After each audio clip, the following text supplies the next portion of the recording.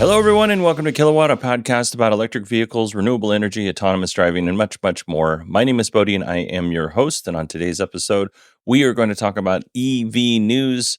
And you might be thinking, well, you kind of always talk about EV news. Well, we're going to talk about EV companies that aren't Tesla news today. When I was preparing the show last night, I went through all the EV news and I'm writing up all the notes. And just the EV news section of this podcast is 4 pages long. And typically, an entire show, when I write up my notes, is 4 pages long. So I was like, well, let's go ahead and split this into 2 different shows. We'll do EV news today, and then I'll release an episode tomorrow for the Tesla news. So you still get all of your information, but I have heard from many of you, and I agree with this, by the way, that the shows can be too long and unwieldy. So the goal is to create an EV news podcast that you actually want to listen to, and that you don't feel like you have to, dedicate a bunch of time to. It's more like get the news and then, move on with your day, which is how I like to listen to podcasts too. So I completely understand. So without further ado, let's go ahead and get into today's news. Ford is working on a new electric pickup truck. This was the pickup truck they were talking, or the vehicle they were talking about in their Skunk Works. It's looking like it's going to be a mid-size pickup truck, which I love. I don't want a big, giant F-150 or even a Cybertruck in my garage. I would much rather have a mid-size pickup truck that can accommodate, 4 to 5 people. 4-door, mid-size pickup truck, perfect size. Hopefully it doesn't cost as much as a full-size pickup truck. Speaking of full-size pickup trucks and how much they cost, GM has started delivering the GMC Sierra EV pickup truck. This will be the Denali 1 edition. Here are some of the specs on that vehicle. 0 to 60 in 4.5 seconds, 754 horsepower. You have the choice between 170 or 200 kilowatt hour battery, which is estimated. I don't think anybody knows for sure. The GM knows. I don't think anybody outside of GM knows how big the battery pack is for sure yet. 4-wheel steering, so that crab walk steering that some vehicles have. It also comes with adaptive air suspension. Range will max out somewhere around 440 miles or 708 kilometers. And this bad chicken starts at $99,495. So, yeah.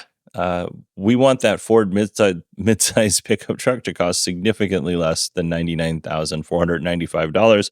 However, I really like the way this GMC Sierra pickup truck looks. It's a good looking vehicle. GM has recalled over 20,000 Lyriq EVs because of a possible brake issue. So at speeds less than 25 miles per hour on dry surfaces, the anti-lock brakes become overly sensitive. So the ABS system activates in an instance where it doesn't need to activate. And if you've ever felt when ABS kicks in when you're driving your vehicle, there's this pulsing that happens when it activates on the brake pedal, and that creates a specific sequence of wheel movements. And then the vehicle continues to release braking pressure when this happens, and the brake system can or may no longer work. Now, this problem seems like if it happened to you, it'd be very scary. It kind of goes without saying. But I should say that even though GM is recalling over 20,000 Lyriqs, there's only been 2 minor accidents attributed to this problem. So it's probably not widespread, but it is something that needs to be fixed. GM was able to track the problem down to a software and electronic brake control module issue. The recall affects 2023 and 2024 all-wheel drive Cadillac Lyriq models. The Polestar 4 SUV has arrived in Europe. It's going to come in 2 different variants. It's a 5-seater, 0 to 60 in 3.7 seconds. One battery trim gets you 590 kilometers or 366 miles, and the other one gets you 620 kilometers or 385 miles. So great range on these batteries. 10 to 80% charging within 30 minutes. and I couldn't find a reliable price in euros, but in the US, it starts at $57,800. And sticking with Polestar news, Polestar has started production of the Polestar 3 just outside Charleston, South Carolina, here in the United States. This is great news. Number one, it brings jobs to that area in South Carolina, but also allows Polestar to avoid those high tariffs that the U.S. put in place against Chinese EVs. All right, we have some Lucid Motor news, and I'm going to start with playing a clip. Peter Rawlinson was being interviewed on Yahoo Finance. I'm going to play the clip, and then we'll come back and we'll talk about it real quick. Let's stick with the EV space. Talk about Lucid.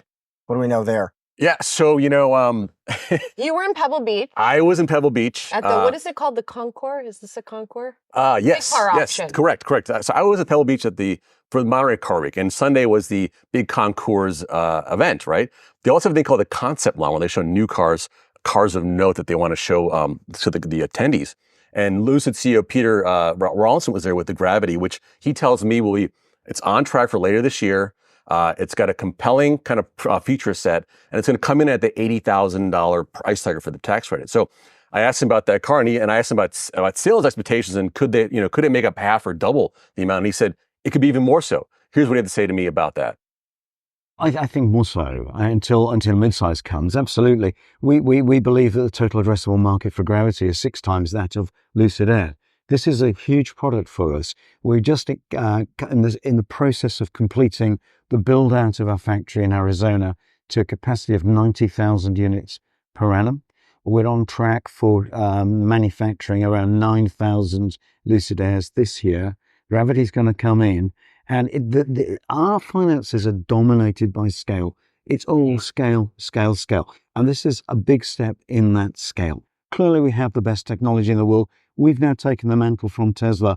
We have the best tech, and that is being widely recognized now. Right. So you'd say that Lucid has surpassed Tesla in terms of technology. Oh, yes, absolutely. We've taken the mantle, without a doubt. I mean, everyone is striving for how far can you go with how little battery space.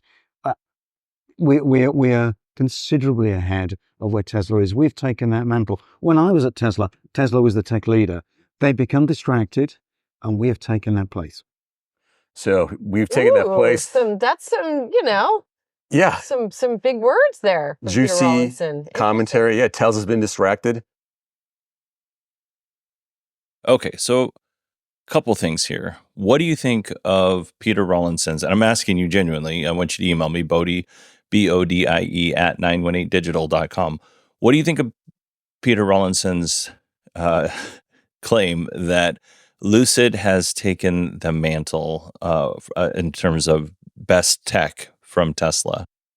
And then what do you think about Peter's claims that they could potentially sell 6 times more Lucid Gravities than they sell Lucid Airs? Right now, they're selling 9,000 Lucid Airs, or they're projected to sell 9,000 Lucid Airs in 2024, right around that number.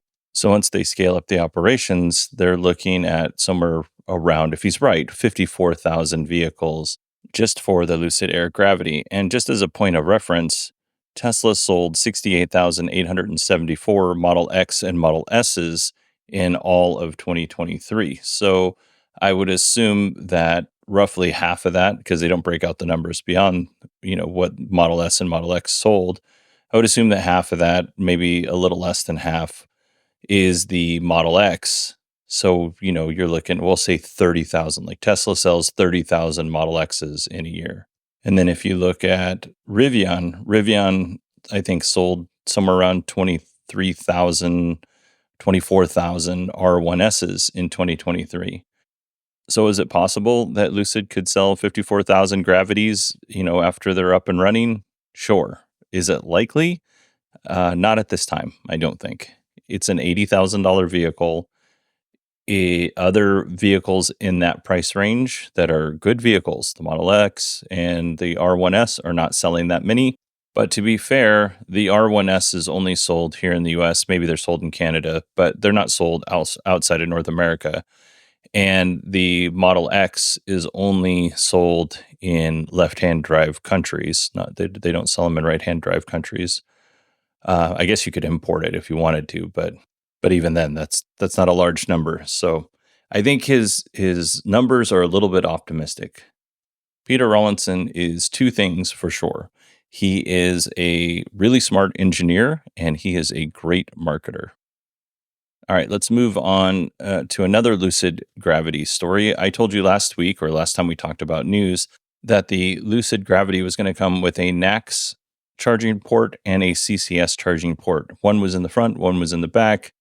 I thought this was actually pretty cool because it gave the owner of the Lucid Gravity a little bit of flexibility in where they could charge and how easy it was to reach said charging port.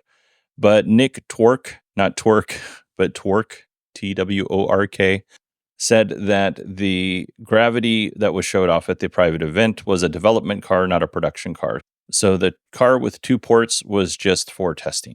And I don't know that they've officially said what that car is going to come with in terms of charging ports, but I would imagine it would be the NACS port instead of a CCS port. All right, we have one more Lucid story here. Lucid will introduce 3 new affordable EVs in the coming years. And by affordable, I'm talking about $50,000 because previously Peter Rawlinson called the $69,990 Lucid Air Pure affordable. Although you can buy a demo model for $57,000, which by comparison does seem affordable. But these new affordable vehicles will be Model 3 and Model Y killers, or at least one of them will be. The other two unannounced EVs, we're not sure what they're going to, what their role in the company's product lineup will be, but Senior Vice President of Design, Derek Jenkins, said that the midsize EVs would be more athletic vehicles, and also kind of made reference to being able to take them off-road. So it looks like Lucid is planning on doing some luxury overlanding, which honestly I'm not mad about. Sounds like a pretty cool and decadent experience.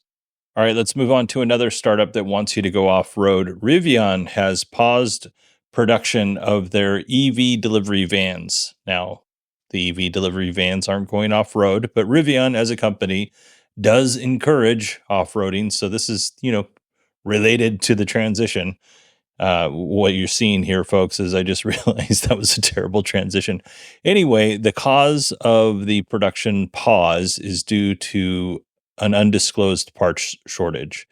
Rivian didn't say what it was, which is why it's undisclosed. So I'll keep you posted as we learn more. We have a couple more Rivian stories. So let's get to those. Rivian has a software subscription. It is called Connect Plus. It is $14.99 a month or $149 a year, which I think is kind of expensive, but you can use the vehicle as a hotspot for your phone or laptop or whatever, tablet, and you can connect up to 8 devices to the in-vehicle hotspot for that price. So that's pretty good if you use it. Amazon's voice assistant, the A-Lady, is included in that subscription. You also get access to Spotify, Apple Music, TuneIn, Tidal, YouTube, the Gear Guard Live Cam. You can Google Cast your apps if you have an Android phone and videos to the car as long as it's not moving, and Audible. So in order to use those streaming services with your truck or our SUV, you will need to have that premium subscription. Now you can save a little bit of money by connecting your phone directly through the Bluetooth. If you want to listen to your music through the Bluetooth, that doesn't cost you extra. But if you want to use the in-vehicle infotainment system and have access to that, it is $14.99 a month. If you own a Tesla, I think it's $10 a month, but you don't get to use the vehicle as a hotspot. So maybe it's worth it if you can use the vehicle as a hotspot. For me, probably not so much. Rivian's VP of Manufacturing Operations, Tim Fallon, is headed to Stellantis. So I guess it would be more appropriate to say that Rivian's former VP of Manufacturing Operations, Tim Fallon, is now working at Stellantis. He will be taking on the role of North American head of manufacturing to accelerate Stellantis' EV plans. Fallon was with Rivian for 2 years. Honestly, if you're an executive at an automotive company and you have EV experience, you could probably, name your price and go pretty much wherever you want. Let's see here. We have 2 more Rivian stories. Rivian has been approved to expand its Normal, Illinois operations so that they can manufacture their new R2 EV. So they're going to build a whole new 1.14 million square foot building just to the east of the main plant. In addition to that, they are also planning on increasing the size of that main plant by 208,000 square feet. It's currently that main plant is currently a 3.8 million square foot plant. That is enormous. So, and it's going to increase by 208,000 square feet. And yeah, I lied. There was only one more Rivian story. The other one was a repeat. So let's move on to NIO. Chinese automaker NIO has a more affordable EV brand called Onvo. The Onvo brand has started production on the L60, which is going to compete directly with Model Y in China. And I would imagine eventually this vehicle will make its way to Europe. This is a really good looking EV. Like, if you get a chance, I'll put a link in the show notes, but Google Onvo, O-N-V-O, L60, and take a look at this car. It has a glass roof. It'll come in rear-wheel drive and all-wheel drive configurations. It'll support NIO's battery swapping technology. So if you live in a country where they have that's cool.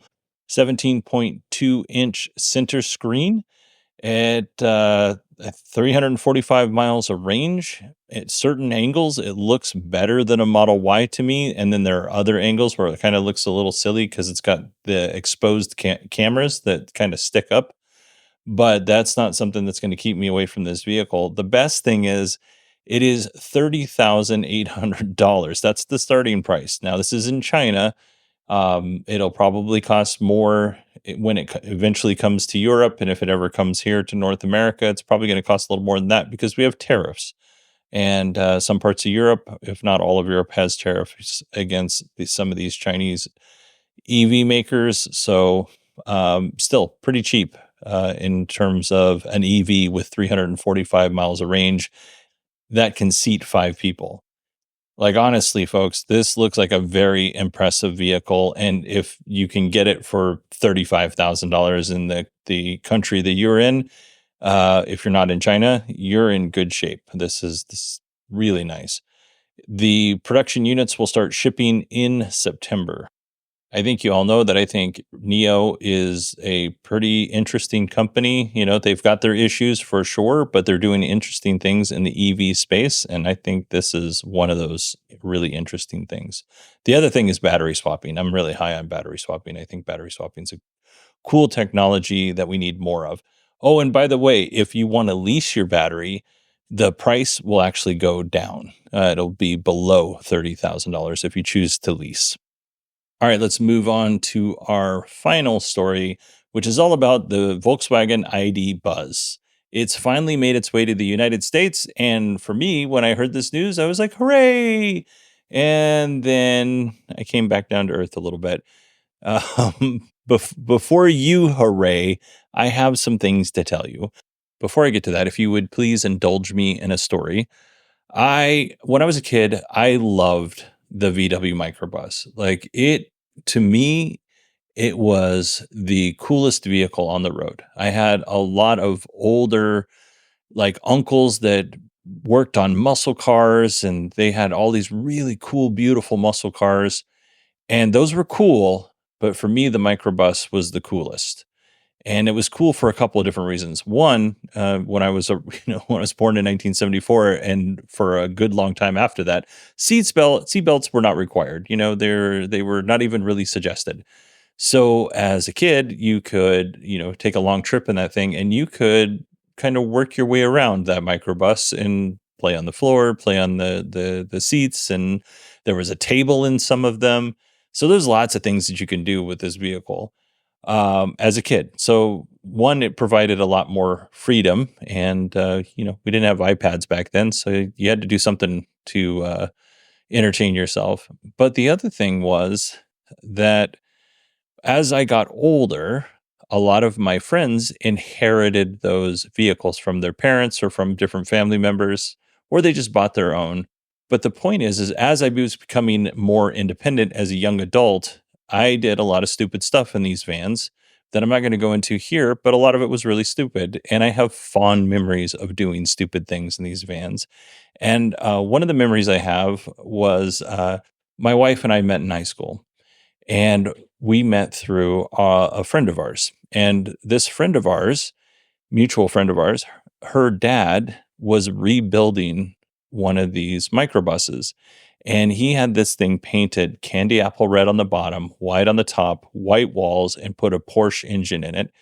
And her dad was not my wife's dad, but her friend's dad was a mechanic. So he would walk us through like all this cool stuff that he was doing on this bus. And occasionally, you might get to sit in it. I was never able to ride in it, but to me, those moments made me want to, like, when I get older and my kids are older and I have time for a project car, this is the kind of thing that I want to work on. I want to build something as cool as what our friend's dad had built. Now that I'm almost 50 in a couple of months here, I've come to the realization that I did not have skills to be a mechanic, and it would be a waste of my money to do that.